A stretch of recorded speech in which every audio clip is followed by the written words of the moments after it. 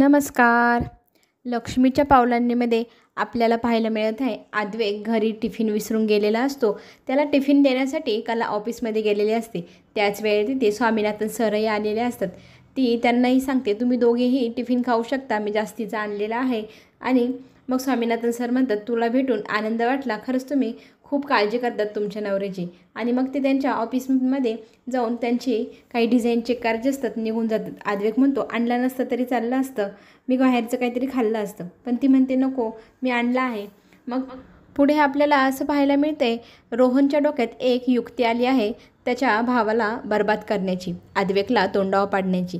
तो सानिकाकडे जातो आणि सानिकाला म्हणतो, तुझ्याकडे जी डिझाईन आहे स्वामीनाथन सरांना द्यायची, ती अगोदर मला मेल कर, मला बघावी लागेल आणि त्याच्यातनं मी निवडून मग त्यांना टाकणार आहे, असं दादांनी मला सांगितलं आहे. पण ती म्हणते, सरांनी तर मला सांगितलं की मी त्यांना मेल करायची. मग आता तुम्ही म्हणताय, तो म्हणतो, मी सांगतोय ना तुला, दादांनी मला तुझ्याकडनं मागून घ्यायला सांगितली आणि जी रिजेक्ट केलेली आहे तीही दे, तेही चेक करायला सांगितलेलं आहे. दोन्ही डिझाईन माझ्या मेलवरती टाक बरं, असं सांगू लागतो. आता तिला थोडासा डाऊट येत असतो की यांना तर द्यायला नाही सांगितली, पण हे मागताय, मग काय करू. तो तिच्यावर रागवतो, तुला जेवढं काम सांगितलं आहे ना तेवढंच करायचं. मग ती म्हणते, हो सर, ठीक आहे, टाकते. आणि त्याच वेळेला कला तिथनं जात असते. ती बघते, हा काहीतरी तिच्याकडे मागत आहे, कुठल्या डिझाईनबद्दल कुणास ठाऊक, पण ती विसरून जाते. नंतर जाता जाता सानिकाला भेटायला जाते आणि सानिका म्हणते, खरंच मॅडम, तुम्ही खूप मदत केली, त्याच्यामुळे ती डिझाईन बनू शकली आणि तुमची प्रत्येक डिझाईन सिलेक्ट झालेली आहे. आणि स्वामीनाथन सरांनी आता त्या सगळ्या डिझाईनचे दागिने घडवायलाही घ्यायची ठरवले आहे. आजच त्यांना मी सगळे दागिने मेल करणार आहे, मग नंतर ते लवकरच ते बनवायलाही घेतील. आणि मग तिच्या लक्षात येतं की इथे राहुल आला होता. ती म्हणते, राहुल सरांचं काम होतं म्हणून आले होते. मग ते दोघंजणी गप्पा मारतात आणि म्हणते, तुम्ही जर मदत केली नसती तर माझी नोकरीही गेली असती, मला खूप स्ट्रेस आला होता. आणि मेन म्हणजे आद्वैक सरांचं खूप मोठं स्वप्न होतं, ह्या डील करण्यामध्ये, करोडोंची डील आहे, ही त्यांना त्यांच्या हाताची घालवायची नव्हती. मग ती म्हणते, तुम्ही मदत केली म्हणून हे शक्य झालं. पण ती म्हणते, कोणालाही सांगायचं नाही आपण हे काम करत आहे. पुढे आपल्याला असं पाहायला मिळेल, स्वामीनाथन सर खूप चिडलेले असतात. ते सगळे डिझाईन बघतात, ते सगळ्या डिझाईनला ते बारकाईने पाहतात. हे सगळे रिजेक्ट केलेले पीस आद्वैकने मलाही टाकले आहे आणि मी त्याला सांगितलं होतं की आत्ता सिलेक्ट केलेली डिझाईन पाठव, पण त्याने असं उलटंच केले. म्हटल्यानंतर तो फोन करतो आणि खूप चिडतो. मग तेव्हा त्याला कळतं की त्यांनी जी डिझाईन टाकली आहे ती चुकीची टाकली. मग तो म्हणतो, मी सानिकाला विचारतो आणि तुम्ही चिडू नका.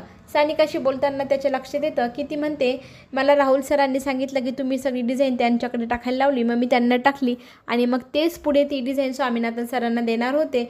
हवं तर तुम्ही त्यांनाही विचारा, मी त्यांना सगळे मेल केलेले आहे, तुम्हालाही दाखवते. मग आद्वैक तिच्यावर चिडतो, मी तुला सांगितलेलं असताना मध्येच तो कुठून आला. ती म्हणते, माहीत नाही, ते माझ्यावर चिडले मी नाही म्हटल्यानंतर. मग मी त्यांना टाकले. मी ना माझं काम करत असताना तिथे राहुल सर आले आणि ते मला सांगायला आले की आद्वैकने तुमच्याकडे जी डिझाईन आहे ती त्यांना टाकायला लावली आहे आणि मग ते चेक करून पुढे ठरवणार असतात काय करायचं. मग मी त्यांचं ऐकलं, माझं काय चुकलं सर, त्यांनी माझ्यावर खूप जोरात ओरडलं, मला ते सगळ्या डिझाईन त्यांना द्यावी लागल्या, मला काही याच्यातलं पुढचं माहीत नाही. मग तो म्हणतो, ठीक आहे, घाबरू नकोस, मी पुढचं बघतो काय करायचं. हे सगळं ऐकल्यानंतर त्याची तळपायाची आग मस्तकात जाते.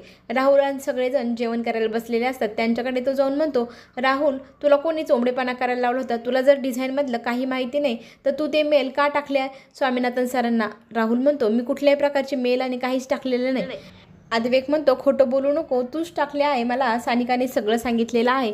तेव्हा तो म्हणतो, ऑफिसमधले स्टाफ आता खोटं बोलायला लागले आणि त्यांचा राग तू घरी येऊन माझ्यावरती काढतोयस. मी कुठल्याही प्रकारचे मेल टाकलेले नाही आणि माझंच नाव घेतलं जात आहे, असंही तो बोलू लागतो. मग त्याची आई त्याच्या बाजूने बोलायला उभी राहते. तू नेहमीच माझ्या मुलाला काही ना काही बोलत असतो, त्याला कधीच संधी देत नाही काम करण्याची, आणि काही चूक झालं की येतो माझ्या मुलाला ओरडायला, तू त्याला तुझ्या टाचेखाली ठेवण्याचा प्रयत्न करत असतो, हे माझ्या लक्षात येतं, असं भांडू लागते. मग तो काहीही बोलत नाही. आत्या बोलत असताना ती फाडफाड खूप काय काय बोलू लागते आणि बिचारा आद्वैक मात्र गुपचूप ऐकत असतो. रोहिणी खूप चिडलेली असते. राहुलही त्याच्यावरती धावून गेलेला असतो की मी चूक केलेली नसताना माझ्यावर किती जोरात ओरडतोय, माझी काही चूक, मी काहीही केलेलं नाही, हवं तर तू त्या सानिकाला इथे बोलव आणि आपल्या समोरासमोर काय आहे ते बोलूया. पण स्वामीनाथन सरही खोटं बोलणार नाही ना, त्यांना जे मेल टाकलेला आहे ते चुकीची गेले आहे, वेगळ्याच डिझाईन त्यांना गेल्या, आपली करोडोची डील कॅन्सल करायचं ते म्हणत असतात. आता त्यांची समजूत मी कशी काढू, तू तरी सांग मला. तू जर चूक केली नसती तर असं घडलंच नसतं, करोडोंची डील आपल्या हातातनं जाणार. आता हे ऐकल्यानंतर रोहिणी म्हणते, स्वतः चुका करायच्या आणि माझ्या मुलाचं नाव घ्यायचं आणि माझ्या मुलाला नेहमी तुझ्या पायाखाली टाच्याखाली दाबून ठेवण्याचा प्रयत्न तू करतच राहा, असं ओरडायला लागते. मग मात्र आद्वैक कुणाला काही बोलत नाही, मान खालू घालून उभा राहिलेला असतो. सगळ्यांसमोर तो एक शब्दही आत्याला उलटून बोलत नाही. पण कलाला मात्र ह्या गोष्टीचा खूप राग येतो. कला आता सगळ्यांसमोर बोलू लागते, रोहिणी आत्या, तुम्ही कुणाला बोलत आहात? माझ्या नवऱ्याला, ज्या नवऱ्याने कुठल्याही मागचा पुढचा विचार न करता तुमच्या नावावरती पेढ्या करून दिल्या, राहुलच्या नावावरती सही करून पेढी करून दिली आणि त्याच्यावरती तुम्ही असला आरोप लावताय की तो तुमच्या मुलाला पायाखाली दाबून ठेवतो. आबा बघा, तुम्ही हे कसले आरोप लावताय सगळ्यांसमोर. मी तुम्हाला सांगते खरं काय झालं. मीही ऑफिसमध्ये गेले होते, मलाही थोडीफार माहिती आहे. आज स्वामीनाथन सर आलेले होते आणि आद्वैक डब्बा घेऊन जायचा विसरून गेला होता. मग मी त्याला डब्बा घेऊन गेले तेव्हा मी तिथे पाहिलं की राहुल सानिकाशी बोलत होता आणि सानिका खोटं बोलणार नाही याची मला पूर्ण खात्रीही आहे, असंही कला बोलते. तेव्हा रोहिणी म्हणते, तुझी ह्या गोष्टीत बोलण्याची काही हिंमत झाली, मला उलटून बोलायचं नाही, असंही ती बोलते. तेव्हा मात्र कलाला राहवत नाही. ती म्हणते, खूप मेहनत केली आहे आद्वैकने, मी त्याची सगळी मेहनत आजपर्यंत पाहत आली आहे. इतके करोडोच्या डीलच्या मागे तो रात्रंदिवस झटत असतो आणि त्याच्याबद्दल तुम्ही बोलताना एक शब्दाचाही विचार न करता किती फाडफाड बोलून मोकळे झालात. आणि जर चूक केली आहे तर त्यांनी ती कबूल करायला हवी ना. तो मुजोरपणे माझ्या नवऱ्यावरती धावून जातो. माझ्या नवऱ्याला कोणी काही बोललेलं मी खपवून घेणार नाही, असंही कला सगळ्यांसमोर आद्वैकची बाजू घेऊन बोलत असते. रोहिणीचा मात्र संताप होत असतो. तू कोण मध्ये मध्ये बोलणारी आमच्या फॅमिली मॅटरमध्ये, तू आहेस तरी कोण त्याची. मग ती म्हणते, मी माणूस म्हणून बोलत आहे, मला त्याची इतक्या दिवसाची मेहनत दिसते, तुम्हाला जी दिसत नाही. आता हे सगळं बदल सरोजही पाहत असते, कलामध्ये झालेला बदल. कला किती बाजू घेते आद्वैकची, किती पॉईंटशीर बोलत असते कला, ते सगळं ती पाहत असते. कलाने आता सगळ्यांना धमकीच देऊन टाकलेली असते, जर माझ्या नवऱ्याशी कोणी अशा शब्दात अशा वाक्यात जर बोललं तर मी ते खपवून घेणार नाही आणि सहनही करणार नाही. सरोजही चिडते रोहिणीवरती की जर त्याने चूक केली नाही तर तू असं का बोलते आणि माझ्या मुलाला फूस लावून त्याच्याकडनं ब्लॅकमेल करून तू पेपर साईन करून घेतले. तेव्हा ती म्हणते, हो घेतले, तुझं काय मत आहे. तेव्हा ती म्हणते, बऱ्या बोलाने जे काही घेतलेलं आहे ते माझ्या मुलाचं परत करायचं आणि घेऊन वरतून मुजोरीही तुम्हीच करायची. वा, हे तुम्हालाच जमतं, तुम्हीच बरोबर करू शकता, असेही सरोज बोलू लागते. आणि तिचा इतका संताप होत असतो, ती आबांना सांगते, मला काहीही सांगायचं नाही, त्यांनी जे घेतलं आहे ते आद्वैकला परत करायला त्याला सांगायचं. पुढे ती सांगू लागते की मी ऑफिसमध्ये गेलेले असताना राहुलला आद्वैकच्या खुर्चीवरती बसलेलं पाहिलं. मी त्याला सांगायला गेले ही खुर्ची आद्वैकची आहे, तेव्हा तो तिथून उठायलाच तयार नाही. वरतून तो मला सांगतो, तू कोण मला सांगणारी. आणि हे सगळं बोलत असताना कला सांगत असते की मला आद्वैकच्या खुर्चीवरती कोणी बसलेलं आवडणारच नाही आणि इथून पुढे परत अशी हिंमत जर राहुलने केली तर मी ती सहनही करणार नाही, असं ठामपणे राहुलच्या तोंडावरती कला बोलत असते.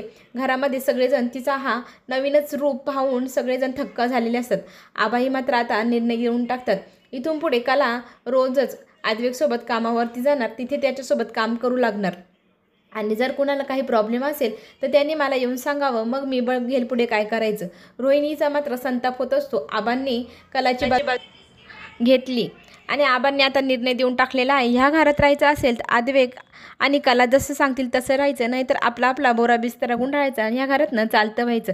पुढे जे काय होईल ते पाहण्यासाठी आपण चॅनलला नक्की सबस्क्राईब करा, म्हणजे नवीन व्हिडिओ तुमच्यापर्यंत लवकर पोहोचेल. आपण पुन्हा भेटू. धन्यवाद.